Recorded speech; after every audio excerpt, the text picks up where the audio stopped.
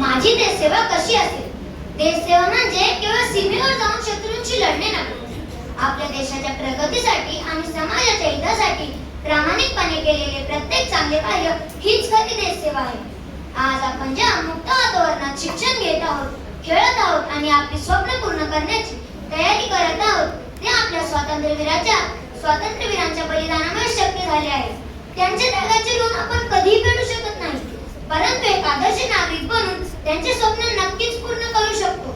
मी विद्यार्थी आहे, त्यामुळे माझी पहिली देशसेवा म्हणजे मन लावून शिक्षण घेणे. कारण आजचा विद्यार्थी उद्याचा जबाबदार नागरिक, शास्त्रज्ञ, शिक्षक, डॉक्टर, अभियंता, सैनिक आणि समाजसेवक असतो. मी नेहमी सत्य बोलेन, शिस्त पाळेन, वेळेचे महत्त्व जाणेन आणि माझ्या आई वडिलांचा, शिक्षकांचा आणि ज्येष्ठांचा आदर करेन. मी माझा परिसर नेहमी स्वच्छ ठेवेन, झाडे लावेन व त्यांचे संगोपन करेन. पाणी व वीज यांचा अपव्यय टाळेन. पर्यावरणाचे रक्षण करणे ही प्रत्येक नागरिकाची जबाबदारी आहे.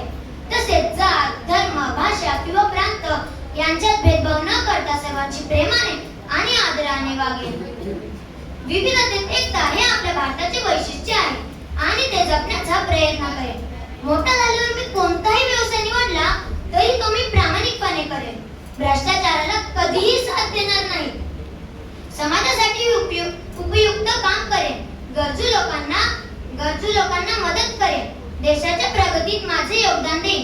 मित्रांनो, देश बदलण्यासाठी नेहमी मोठी पदे किंवा मोठी शक्तीच लागत नाही.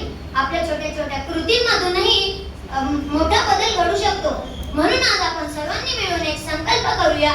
चांगले नागरिक बनू, देशाचा सन्मान राखू आणि भारताला सर्वश्रेष्ठ राष्ट्र बनण्यासाठी सर्वोत्तम योगदान देऊ.